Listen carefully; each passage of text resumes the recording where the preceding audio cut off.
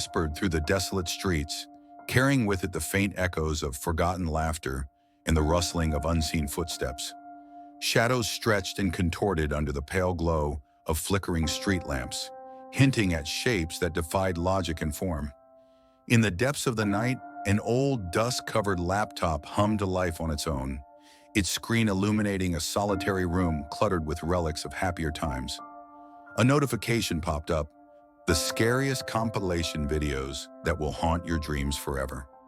Drawn by an inexplicable force, you click play, unaware that this simple act would unravel the thin veil between reality and the nightmares lurking just beyond. As the first video begins, a chill settles in the room. The air grows thick, laden with the scent of damp earth and something metallic. The sounds of distant whispers creep into your ears, unintelligible yet eerily familiar. Each clip delves deeper into the unknown, peeling back layers of comfort and exposing the raw nerves of fear. You feel watched, the hairs on your neck standing tall as if brushed by invisible fingers. The boundaries between the screen and your world blur, and you realize too late that some doors, once opened, can never be closed. Jonathan Reeves sat alone in his dimly lit apartment, the hum of the city outside muffled by the rain that tapped incessantly against his window. At 35, he was a creature of habit.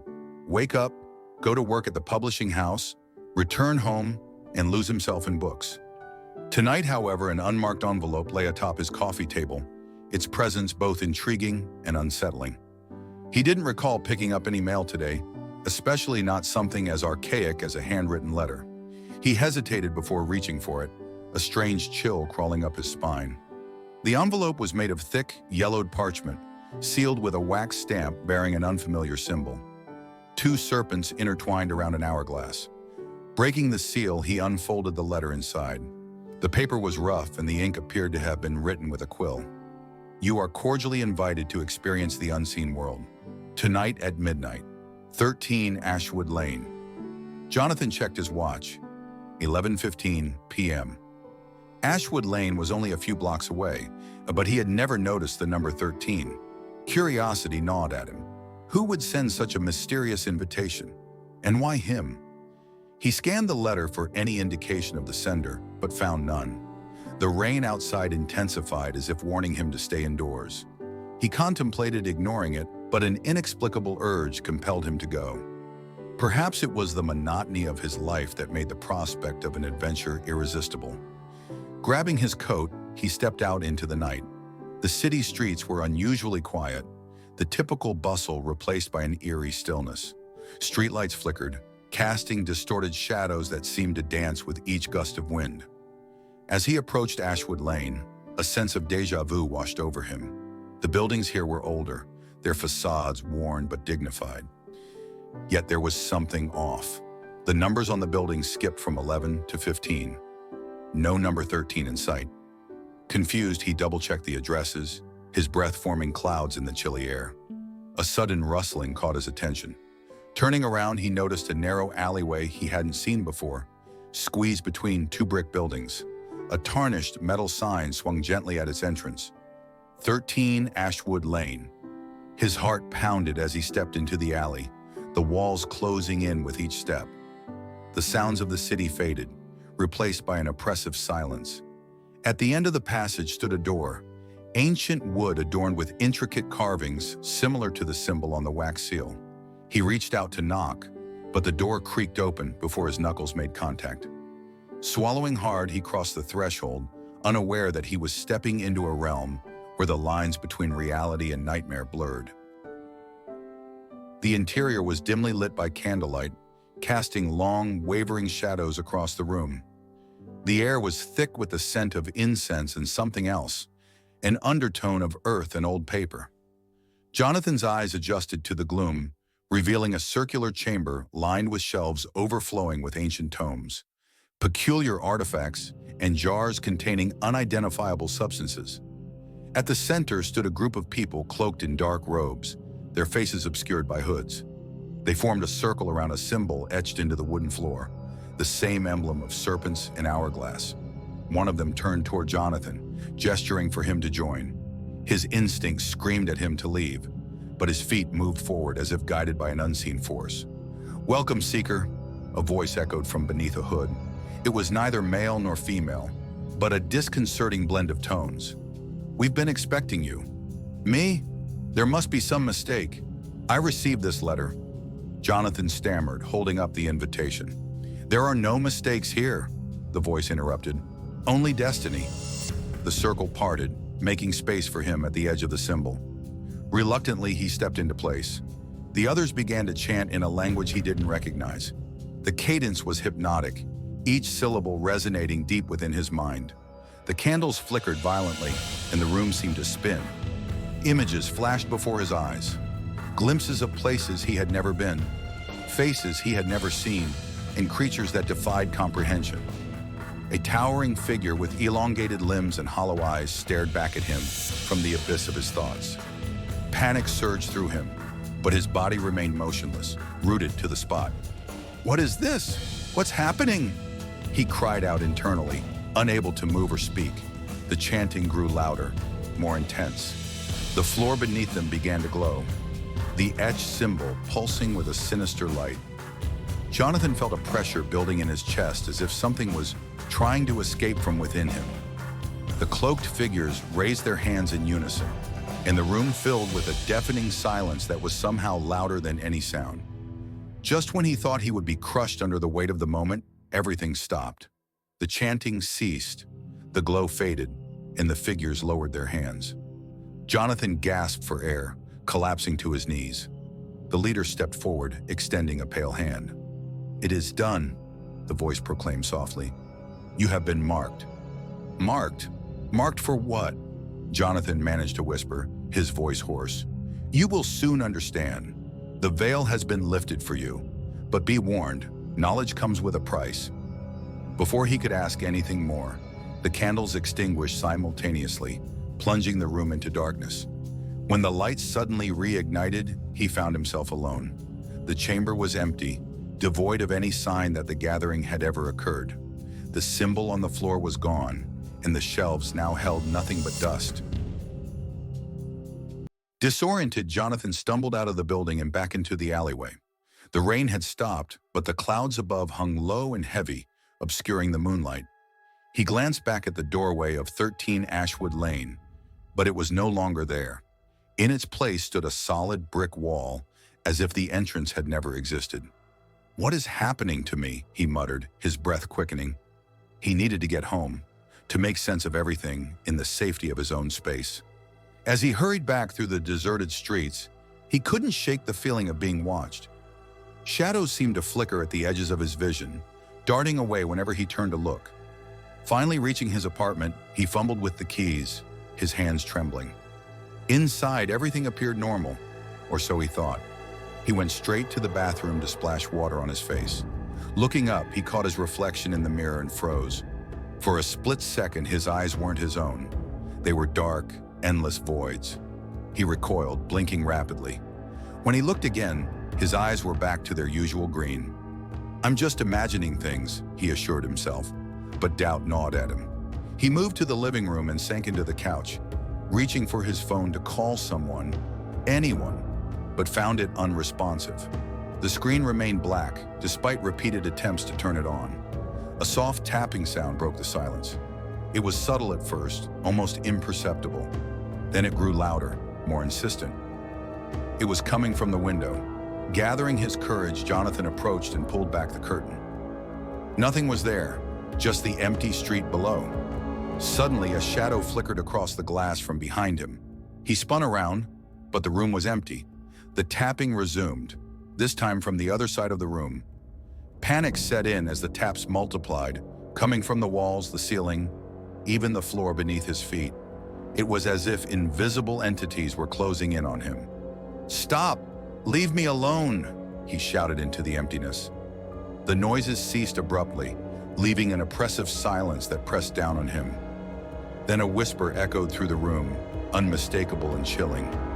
"The veil is thin, and they are coming." Before he could react, the lights flickered and went out, plunging him into darkness. In the blackness, he heard footsteps slowly approaching, each step deliberate and heavy.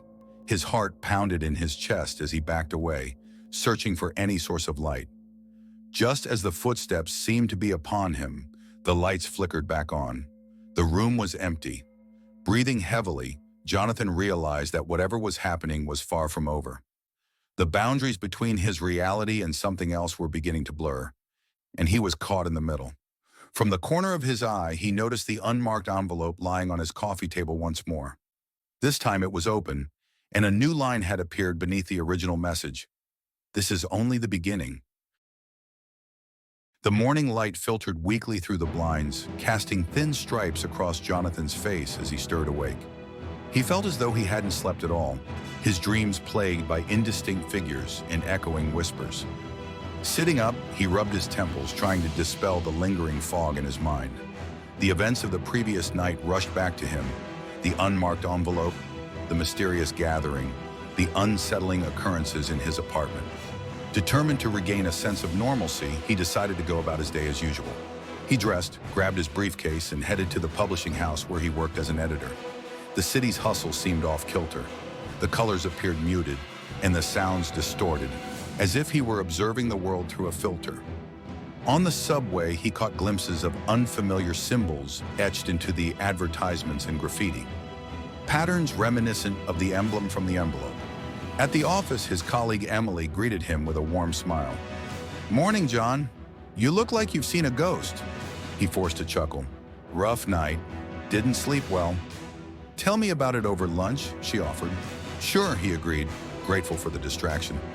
As he settled at his desk, he opened his laptop to find an email with no sender address. The subject line read, "They are watching." His pulse quickened as he clicked it open, but the body of the email was blank. Before he could process it, the message disappeared, vanishing from his inbox entirely. He stood up abruptly, causing his chair to topple over. Heads turned in his direction. Embarrassed, he muttered an apology and set the chair upright. "Get it together," he whispered to himself. Taking a deep breath, he attempted to focus on the manuscript he was supposed to review, a collection of horror stories. As he read, the words on the page began to shift and rearrange, forming sentences that addressed him directly. "You cannot escape. The veil has been lifted. Embrace the inevitable." He slammed the book shut, his hands trembling. Was he losing his mind? Deciding he needed fresh air, he told his supervisor he wasn't feeling well and left the office. Outside, the streets were crowded, but he felt utterly alone. Faces blurred as people brushed past him, their conversations a cacophony of distorted voices. Suddenly, a man in a tattered coat grabbed his arm. "You see them too, don't you?" the stranger hissed, his eyes wide with fear. "Once they notice you, there's no turning back." Jonathan pulled away, panic surging. "I don't know what you're talking about." "They're everywhere, watching, waiting," the man shouted as Jonathan hurried away, the stranger's frantic words echoing in his mind. Seeking refuge, Jonathan found himself drawn to an old bookstore, nestled between a closed cafe and a boarded-up shop. The sign above read, "The Book of Echoes." He didn't recall ever seeing it before, but the warm glow from inside beckoned him. A bell chimed softly as he entered, and the scent of aged paper and leather greeted him like an old friend. Shelves towered high, filled with volumes that seemed ancient. An elderly woman stood behind the counter, her silver hair pulled back tightly. She looked up, her piercing blue eyes meeting his. "I've been expecting you, Jonathan," she said calmly. He hesitated. "How do you know my name?" "Names have power here," she replied enigmatically. "You've begun to see beyond the surface of this world. Few do. Please, I need answers. Strange things have been happening to me. I feel like I'm losing my grip on reality." She nodded knowingly. "You're not losing your mind. You're awakening to truths hidden from most. The veil that separates our world from others has thinned for you. Why?" "I didn't ask for this," he pleaded. "Fate rarely asks for permission," she said, reaching beneath the counter to produce a leather-bound book. The cover bore the familiar symbol of the intertwined serpents and hourglass. "This is the Codex Noctis, the Book of Night. It may guide you." He took the book cautiously. "What am I supposed to do with it?" "Read, learn, and prepare. Forces are at play that you cannot yet comprehend. But be warned, knowledge carries its burdens. Jonathan opened the book to find its pages filled with handwritten passages, sketches of creatures, and diagrams of rituals. As he flipped through, one page caught his eye, a detailed drawing of a tall, shadowy figure with hollow eyes, the same entity he'd seen in his visions. "What is this?" he asked, showing her the page. "That is a watcher, one of the beings that exist between worlds. They are drawn to those who can perceive them. How do I stop this? How do I make it go away?" he demanded, desperation creeping into his voice. She sighed softly. "Some doors once opened cannot be closed, but perhaps you can learn to navigate this new reality. Seek the mirror of souls. It may hold the key to your salvation." Before he could ask more, the bell at the door chimed again. He turned to see no one entering or leaving. When he looked back, the woman was gone, and the store appeared abandoned. Dust coated the shelves and cobwebs hung from the corners. The warm glow was replaced by dim, cold light. Clutching the book tightly, Jonathan realized that the line between reality and the otherworldly was continuing to blur, and he was entangled in its web. Exiting the bookstore, which now appeared decrepit and long abandoned from the outside, Jonathan felt the weight of the Codex Noctis heavy in his hands. He needed a place to think, to process everything that was happening. Deciding to visit his childhood home on the outskirts of the city, he hoped that familiar surroundings might offer clarity. The journey was unsettling. The farther he traveled from the city center, the more distorted the environment became. Trees along the road seemed twisted, their branches reaching out like gnarled fingers. Shadows moved independently of any object, slithering across the ground with sinister intent. Arriving at the old house, memories flooded back. Simpler times before life became so complicated. The house stood unchanged, a relic amidst the encroaching darkness. As he approached, the front door creaked open on its own. Taking a deep breath, he stepped inside. The interior was just as he remembered, yet something felt off. The air was thick, and an unnatural silence filled the space. He made his way to the living room, where family photos lined the mantel. Picking up a framed picture of himself as a child with his parents, he noticed something disturbing. The eyes in the photo had been scratched out. Startled, he examined the other pictures. In each one, the eyes were either obscured or missing entirely. A chill ran down his spine. He recalled the elderly woman's words about names having power and began to wonder if images did too. A sudden thud echoed from upstairs. He tensed, debating whether to investigate or flee. Summoning his courage, he ascended the staircase, each step creaking ominously. The noise seemed to emanate from his old bedroom. Pushing the door open, he found the room untouched, preserved as it was during his childhood. On the bed lay an old toy, a stuffed bear he'd long forgotten. Picking it up, he noticed a piece of paper sticking out from a tear in the fabric. Unfolding it, he recognized his mother's handwriting. "They are drawn to our light. Protect yourself, my son. I'm sorry I couldn't tell you sooner." Confusion and fear mingled within him. Had his mother known about these entities? Why hadn't she warned him? As he pondered, the room grew colder. The window frosted over, and his breath became visible. From behind, a whisper brushed against his ear. "Jonathan!" He spun around to see the tall, shadowy figure from his visions standing mere feet away. Its hollow eyes bore into him, sucking the warmth from the room. Paralyzed by fear, he clutched the Codex Noctis against his chest. Summoning every ounce of willpower, he tore his gaze away and looked down at the book. Flipping frantically through the pages, he found an incantation for protection. The words were in the same unfamiliar language he'd heard at the gathering, but somehow he understood them. Reciting the incantation, he felt a surge of energy course through him. A barrier of light emanated from the book, pushing the entity back. The shadowy figure hissed, its form flickering before dissipating into the darkness. Breathing heavily, Jonathan realized that the Codex Noctis was more than just a guide. It was a weapon. But how long could he keep this up? The forces pursuing him were relentless, and he was just beginning to uncover the depth of the mystery surrounding his life. As he left the house, the sun began to set, casting long shadows across the landscape.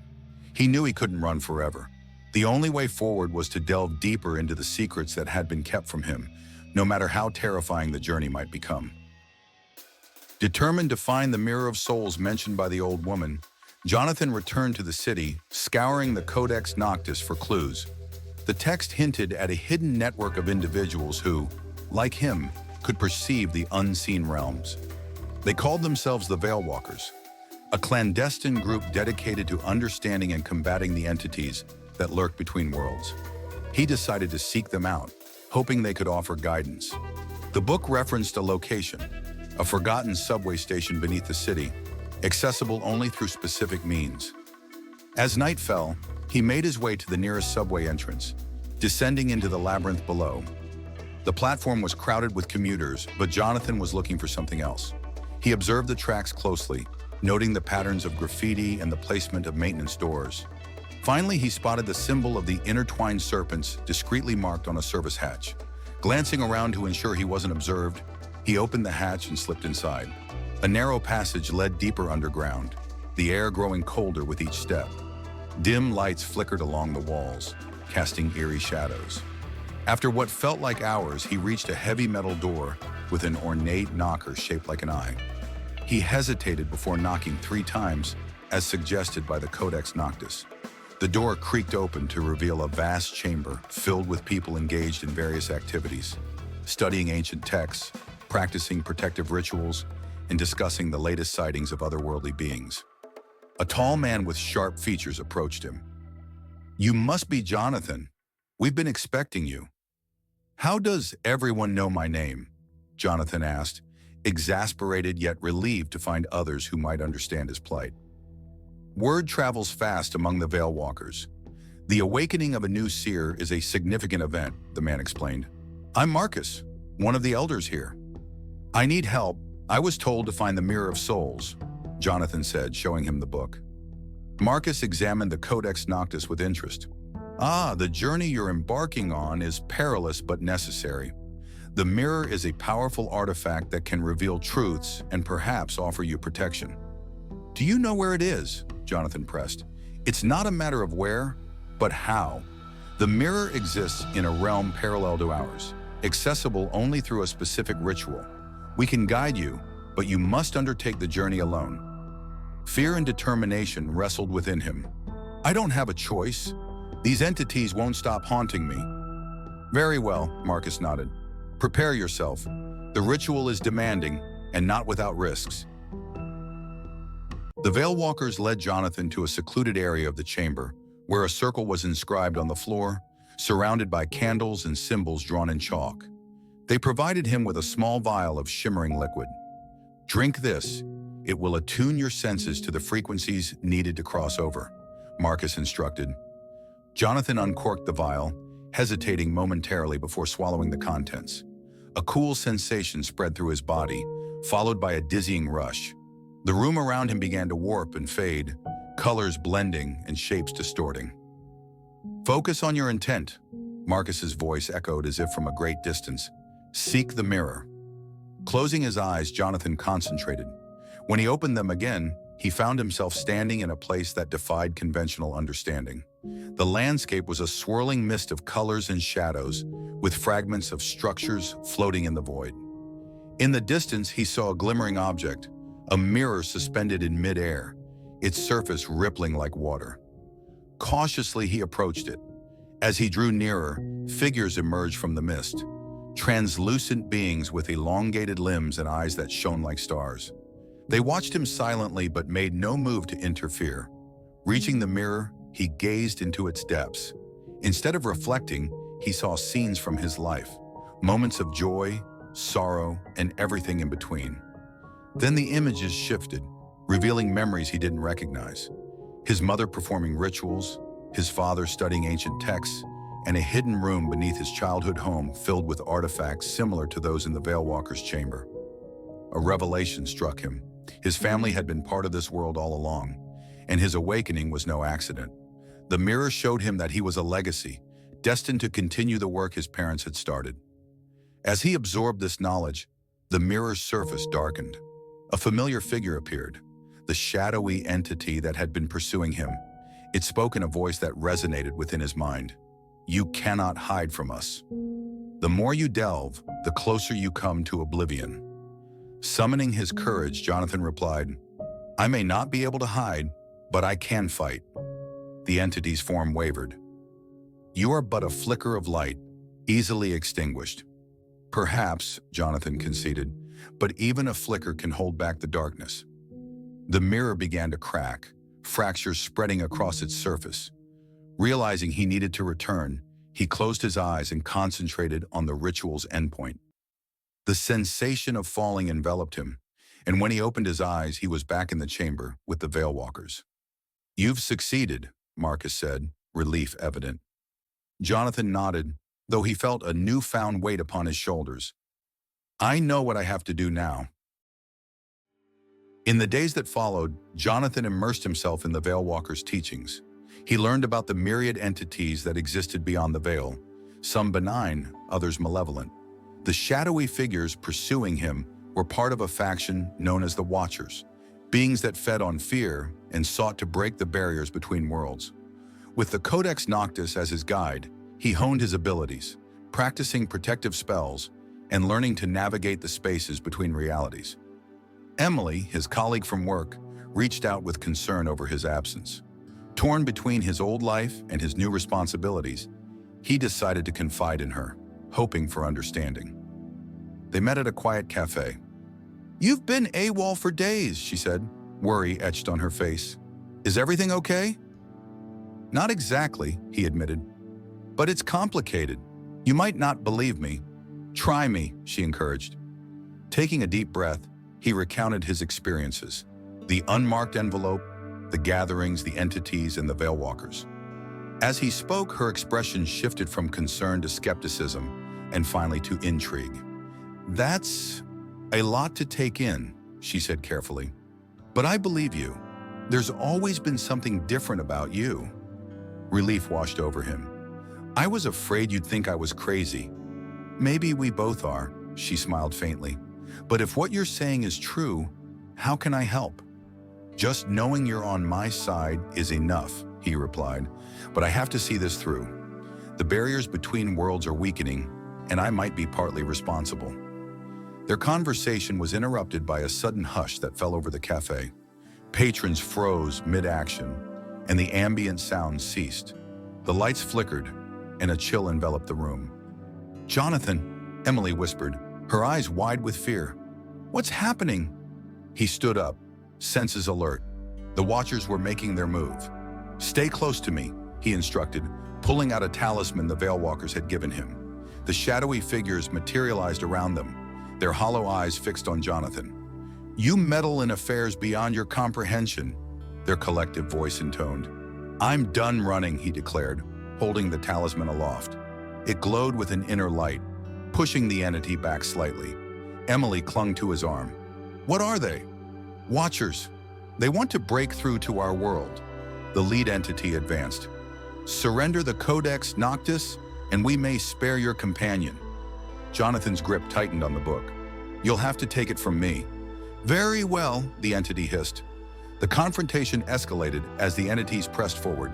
Jonathan began reciting a banishment incantation he'd memorized, his voice steady despite the fear gnawing at him. The talisman's light intensified, forming a barrier around them. The Watchers recoiled, their forms flickering. This isn't over, they warned before dissipating into shadows. Time resumed in the cafe. Patrons continued their conversations, oblivious to what had transpired. Emily looked at Jonathan with a mix of awe and terror. That was real, wasn't it? Yes, he confirmed, exhaustion evident in his voice. And it's only going to get harder. Then we'll face it together, she declared resolutely. Jonathan managed a weak smile. I don't know what comes next, but I'm grateful you're here. As they left the cafe, he couldn't shake the feeling that the stakes had been raised. The Watchers were becoming more aggressive, and the line between worlds was thinner than ever. He would need all the help he could get to prevent the impending collision of realities. Jonathan and Emily sat in the dimly lit study of the Veilwalkers' sanctuary, poring over ancient manuscripts and artifacts. The atmosphere was tense. The recent confrontation with the Watchers had left them both on edge. The other Veilwalkers moved about quietly, their faces etched with concern. "There's a ritual here that might strengthen the barriers between worlds," Emily said, pointing to a passage in the Codex Noctis. "But it requires a significant sacrifice." Jonathan sighed, rubbing his temples. "We've been through dozens of these texts, and they all demand something we can't afford to lose: time, memories, even parts of our very souls." Marcus approached them, his expression grave. "The Watchers are growing bolder. They've started targeting other Veilwalkers across the city. We need to act swiftly." "What about combining our efforts?" Jonathan suggested. "If we all perform the ritual together, maybe we can amplify its effects without individual sacrifices." Marcus shook his head. "The ritual's power doesn't work that way. The sacrifice must come from a singular source of significant resonance." Emily glanced between them. "What if there's another way? Perhaps we can find an artifact that can substitute for the sacrifice." Marcus hesitated. "There is a legend of the obsidian heart, a relic said to contain immense energy. It could, in theory, replace the required offering." "Then let's find it," Jonathan declared. "It's not that simple," Marcus warned. "The heart was lost centuries ago, hidden in a place where reality itself is unstable. The Shadow Labyrinth. Every minute we waste, the Watchers gain more ground," Emily argued. "We have to try." Reluctantly, Marcus agreed. "Very well, but you must understand the risks. The labyrinth preys on your deepest fears and can trap you indefinitely." Jonathan met Emily's gaze. "We've come this far. We can't turn back now." As they prepared for the journey, whispers spread among the Veilwalkers. Some questioned the wisdom of sending their newest member on such a perilous quest. Doubt began to creep into Jonathan's mind, but he pushed it aside. The weight of responsibility pressed heavily upon him, and the line between heroism and folly blurred with each passing moment. Armed with protective charms and guided by a map from the Codex Noctis, Jonathan and Emily ventured to the outskirts of the city, where the Shadow Labyrinth was said to manifest. The entrance appeared as an unassuming archway between two abandoned buildings, cloaked in perpetual twilight. "Stay close," Jonathan whispered, gripping her hand tightly. "Remember, the labyrinth feeds on our fears. Don't believe everything you see." They stepped through the archway, and the world around them shifted. The air grew thick, and an oppressive silence enveloped them. Pathways stretched infinitely in all directions, walls adorned with shifting shadows that seemed to watch their every move. As they navigated the twisting corridors, distant echoes of familiar voices reached their ears. Loved ones calling out, pleading for help. Emily paused, her eyes wide. "Did you hear that? It's my sister. She sounds like she's in pain." "Emily, focus," Jonathan urged. "It's not real. The labyrinth is trying to trick us." She nodded hesitantly, but doubt flickered in her eyes. They pressed on, marking their path with a trail of luminescent stones provided by the Veilwalkers. The deeper they ventured, the more distorted reality became. Gravity shifted unexpectedly, and time seemed to loop, forcing them to retrace steps they hadn't taken. Suddenly, the path ahead split into multiple routes, each appearing identical. "Which way now?" Emily asked, her voice tinged with anxiety. Jonathan consulted the Codex Noctis, but the pages were blank. "It's no use. The labyrinth is interfering with the book." A low chuckle echoed around them. "You cannot outsmart the shadows," a disembodied voice taunted. Ignoring the taunt, Jonathan closed his eyes, trying to sense the correct path. A faint pull guided him to the left. "This way," he said confidently. As they turned, a wall of darkness materialized before them, and figures emerged, twisted versions of themselves, eyes hollow and smiles maliciously. "You can't escape yourselves," the doppelgangers sneered. Emily gasped, stepping back. "What do we do?" "Stand your ground," Jonathan commanded. "They are illusions." The figures lunged, and instinctively, Jonathan raised his talisman, emitting a burst of light that momentarily dispelled the shadows. Seizing the opportunity, they sprinted down the corridor, the echoes of laughter pursuing them. At last, they arrived at a grand chamber. In the center floated the obsidian heart, pulsating with dark energy. "We found it," Emily whispered in awe. But as they approached, a barrier of shadows erupted, and a towering figure emerged, the embodiment of the labyrinth itself. "The heart stays here," it growled. "Leave now, and you may yet survive." Jonathan stepped forward. "We need it to stop the Watchers. Without it, countless lives are at risk." The entity laughed. "What concern is that of mine? The balance must be maintained." "Then help us maintain it," Emily pleaded. "The Watchers seek to disrupt everything." The entity hesitated, its form flickering. "Very well. A test, then. Face your deepest fear, and the heart is yours." Before they could react, the chamber dissolved around them. Jonathan found himself alone in a void, an endless expanse of darkness. A familiar voice called out, a child's voice, filled with sorrow. "Why did you leave me, Jonathan?" He turned to see his younger brother, Michael, who had disappeared without a trace when they were children. Guilt and despair washed over him. "Michael, is that you? You promised you'd always protect me," the apparition accused, tears streaming down its face. "But you weren't there when I needed you." Pain stabbed at Jonathan's heart. "I looked for you everywhere. It wasn't my fault." "Wasn't it?" the figure taunted, morphing into a grotesque version of his brother, eyes hollow and skin pallid. "You let me wander off. You didn't care." "Stop it!" Jonathan shouted, falling to his knees. "I was just a child myself." The creature advanced, shadows swirling around it. "Your guilt feeds us. Embrace it, and you can stay here forever." Meanwhile, Emily faced her nightmare, a world where she was utterly alone, and everyone she cared about vanished. The silence was deafening, the isolation unbearable. "Hello!" she cried out, her voice echoing emptily. "Is anyone there?" Despair clawed at her mind. The fear of abandonment threatened to consume her. She sank to the ground, tears welling in her eyes. Back in Jonathan's torment, a flicker of resolve ignited. "This isn't real," he whispered. "I couldn't have prevented what happened to Michael. I've carried this guilt for too long." He stood up, meeting the creature's gaze. "You have no power over me." The entity hissed, recoiling as his confidence grew. The darkness around him began to crack, light piercing through. Similarly, Emily wiped her tears, taking deep breaths. "I am not alone," she affirmed. "I have people who care about me. This is just a fabrication."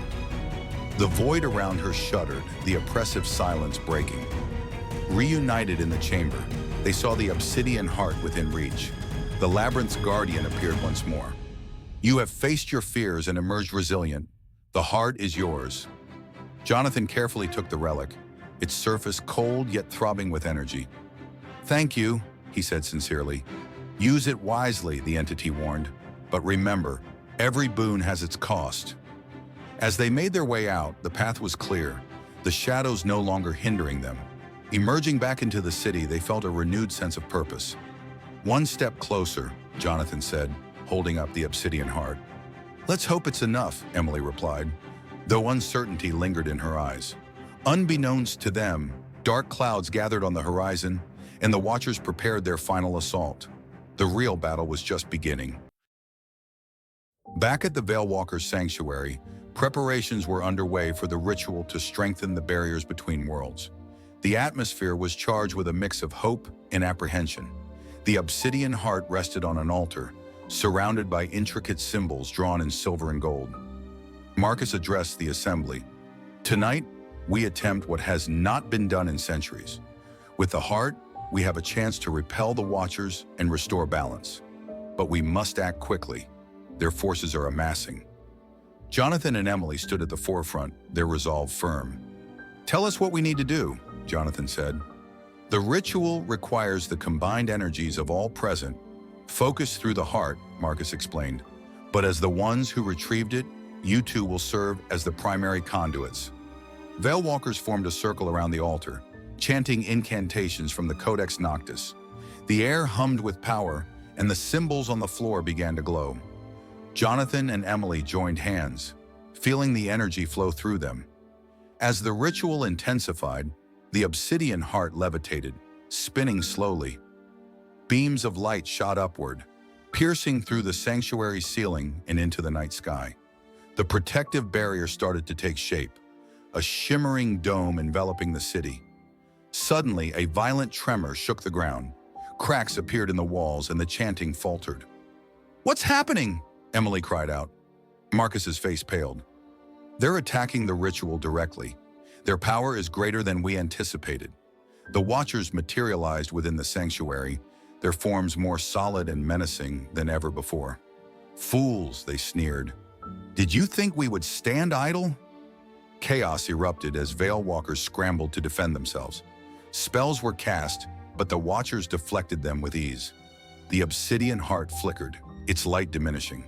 Jonathan realized they were losing control. "We have to reinforce the ritual." Emily nodded, concentrating harder. Together, they channeled every ounce of strength into the heart. The beams of light brightened momentarily, but the onslaught from the Watchers was relentless. Marcus shouted over the din, "We need more power!" The heart isn't enough on its own. Desperation set in. Jonathan recalled the warning from the Labyrinth's guardian, "Every boon has its cost." "There might be a way," he said grimly, "but it requires a sacrifice." "Jonathan, no," Emily protested, sensing his intent. "There has to be another way." He looked at her, sorrow etched in his eyes. "If I channel my life force into the heart, it might amplify the barrier enough to repel them." Marcus approached with urgency in his voice. "Such a sacrifice could work, but it would be irreversible." "I'm willing to do it," Jonathan affirmed, "to save everyone." Emily grabbed his arm. "We started this together. If anyone should make a sacrifice, it's me." Before they could argue further, a chilling laugh echoed through the sanctuary. From the shadows emerged a figure they didn't expect. Marcus. "Thank you for bringing me the heart," he sneered, his form shifting to reveal a Watcher in disguise. Shock rippled through the group. "Marcus was one of them?" a Veilwalker exclaimed. "Not quite," the imposter corrected. "Your precious leader is indisposed." Panic ensued as the realization sunk in. The Watchers had infiltrated their ranks at the highest level. The imposter seized the obsidian heart, its dark energy resonating with him. "With this, we'll tear down the barriers completely," he declared. Jonathan lunged forward. "No!" But he was thrown back by an unseen force. Emily rushed to his side. "We can't let them succeed." The sanctuary began to crumble as the Watchers channeled the heart's power for their ends.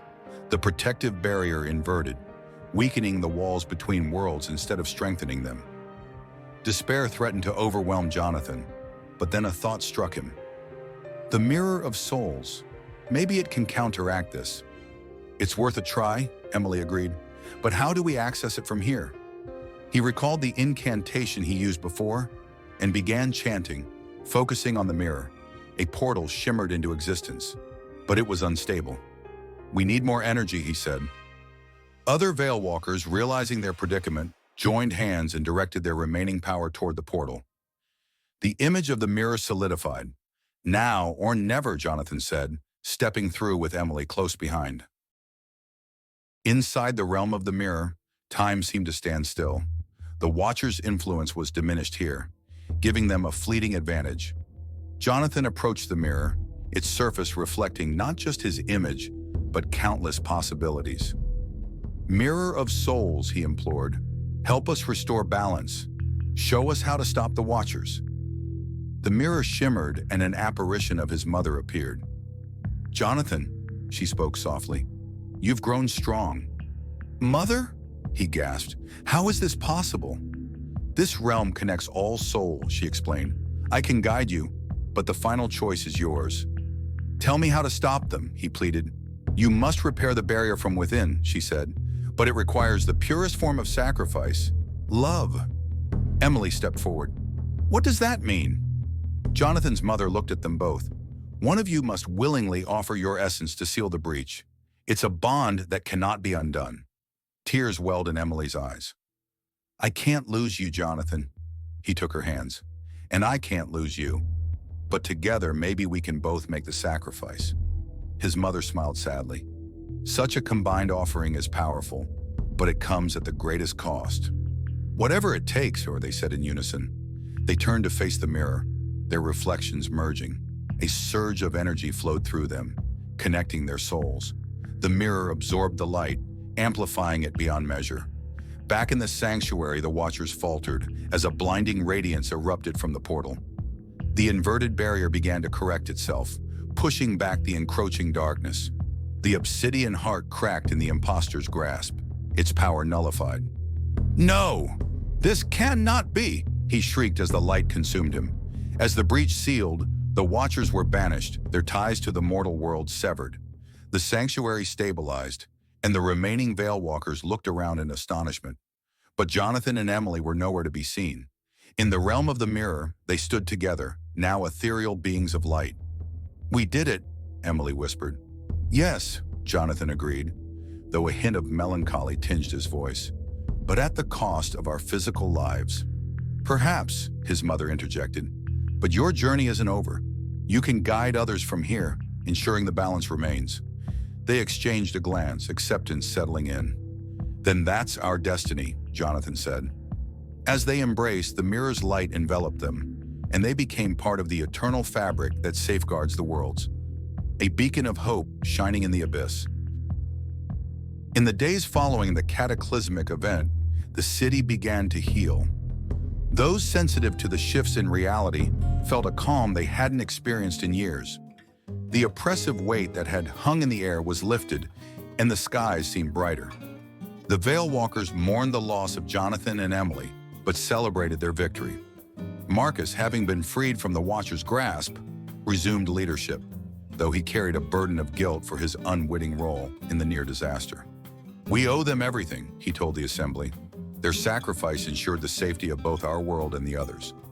News of unexplained phenomena ceased, and the general populace remained blissfully unaware of how close they had come to oblivion. Life went on, but subtle changes hinted at the lingering impact of Jonathan and Emily's actions. A renewed sense of community, unexplained acts of kindness, and a collective sigh of relief. Among Jonathan's belongings, the Codex Noctis was found, its pages now blank. The Veilwalkers decided to keep it safe, hoping that one day it might reveal new wisdom. In the ethereal realm, Jonathan and Emily acclimated to their new existence. They discovered they could influence subtle aspects of the mortal world, whispers in dreams, gentle nudges guiding people away from danger. "Look," Emily pointed, observing a young woman hesitating at a crossroads in life. With a mere thought, they inspired her to choose a path that would lead to fulfillment and happiness. "It's not the same as being there," Jonathan mused, "but perhaps we can still make a difference." They explored the vastness of the realm, encountering other souls who had made similar sacrifices throughout history. Each had a story, a reason, and a lingering connection to the world they left behind. One day they sensed a disturbance, a ripple indicating that someone was attempting to breach the veil from the other side. Could it be the Watchers again? Emily wondered aloud. Jonathan focused on the source. "No, it's something different. Someone is trying to communicate with us." A familiar figure appeared. Marcus, his image faint but recognizable. "Jonathan, Emily, can you hear me?" "We're here," they responded in unison. "I've been studying the Codex Noctis, hoping to find a way to reach you," Marcus said. "We need your guidance. New threats are emerging." They exchanged a glance. "Our journey continues," Jonathan said. "Tell us what you know," Emily added. As Marcus relayed information, they realized that their roles as guardians were more crucial than ever. The balance they had restored was delicate, and vigilance was necessary to maintain it. "Thank you," Marcus concluded. "Your legacy lives on through us." "And ours through you," Jonathan replied. "We will be watching over." Time in the ethereal realm was fluid, and they found solace in their purpose. Occasionally, they would glimpse their former lives, friends moving on, the city evolving, new Veilwalkers rising to the occasion. "Do you ever regret it?" Emily asked one day. "Leaving the physical world?" Jonathan pondered. "Sometimes, but then I see all the good that has come from it." She nodded. "I feel the same. Perhaps this was where we were always meant to be." They continued their watch, learning more about the interconnectedness of all things. The realm revealed secrets of the universe, threads that wove together realities, the echoes of choices reverberating across existence. One evening, if such a term could be used, they sensed a familiar presence. The labyrinth's guardian appeared before them. "You have done well," it acknowledged. Few have embraced their roles as you have. Is there more we can do? Jonathan asked. Always, the Guardian replied. The balance is an ever-shifting scale. But take heart, you are not alone.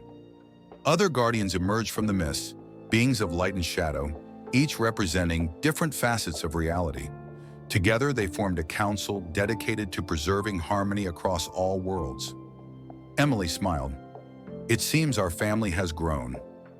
Jonathan took her hand, and so has our responsibility. As they joined the council, a profound sense of fulfillment washed over them. Their journey had transformed from a struggle for survival into an eternal mission of guardianship. From that point on, Jonathan and Emily became legends whispered among the Veilwalkers, a testament to the power of courage, sacrifice, and unity. Years passed, and a new generation of Veilwalkers emerged, guided by the teachings and legacy of those before them. Among them was a young man named Alex, who stumbled upon the Veilwalkers after experiencing unexplainable phenomena similar to Jonathan's initial encounters. Curious and eager to understand his abilities, Alex delved into the archives, where he discovered accounts of Jonathan and Emily's heroism. Inspired, he sought to contribute meaningfully to their cause. One night, while studying in the sanctuary, he felt a gentle presence. "Hello?" he called out, sensing he was not alone. A soft voice whispered, "Fear not, Alex. We are here to guide you." He recognized the voices from the tales he'd read. "Jonathan? Emily?" "Yes," they confirmed. "Your journey is just beginning, but know that you carry our hopes with you." Bolstered by their encouragement, Alex dedicated himself to mastering his abilities, ready to face whatever challenges lay ahead.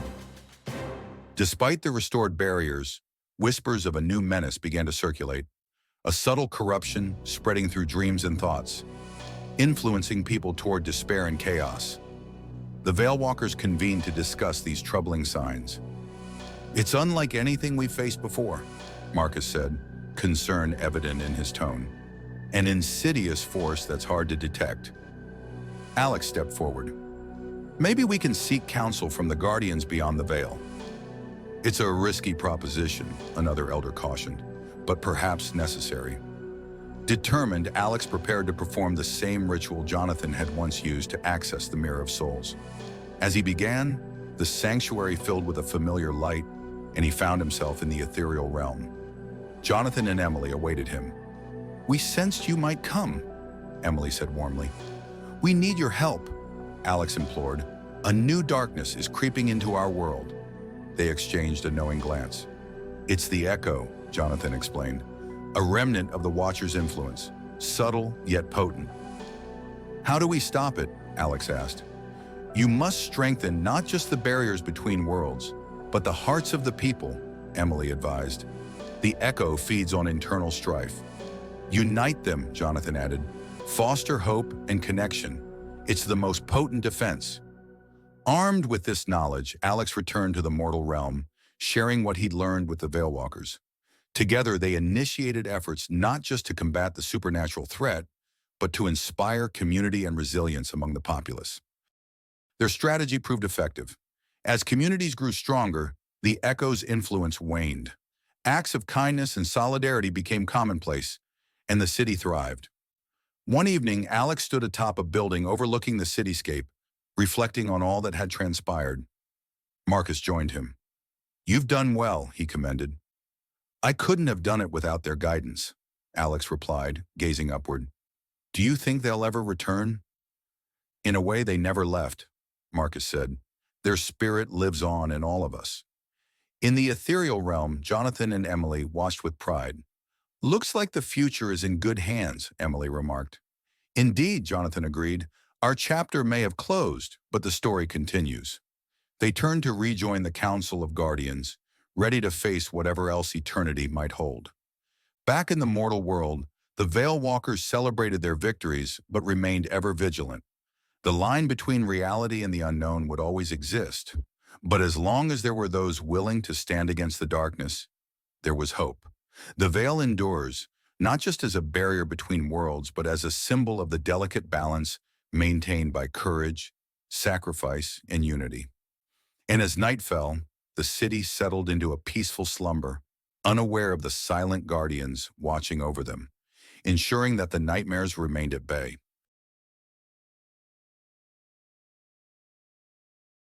Are you craving more spine-chilling tales? Subscribe now and hit the notification bell to never miss a new story. Join us for more terrifying journeys into the unknown, where suspense and horror lurk around every corner. And don't forget to share your thoughts and suggestions for our next video in the comments below. We'd love to hear from you. Stay tuned if you dare.